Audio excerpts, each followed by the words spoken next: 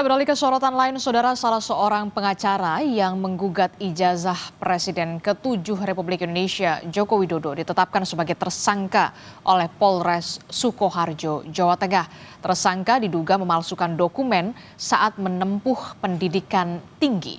Dan inilah surat penetapan tersangka yang dikeluarkan oleh Polres Sukoharjo dan diberikan kepada pelapor Asri Purwanti. Penetapan tersangka bermula dari laporan Asri Purwanti yang dilayangkan sejak 16 Oktober 2023 silam.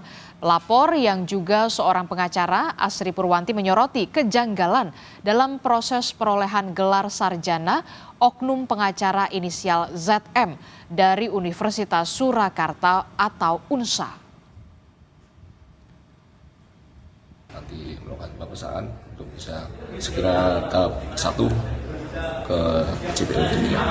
Surat pemberitahuannya itu penetapan tersangka termasuk juga dikirim ke terlapor ya? Ya, udah kami ke pelapor juga. Ya. Pasal? Oh ya, untuk pasal kami terapkan pasal 263 ayat 2 KUHP.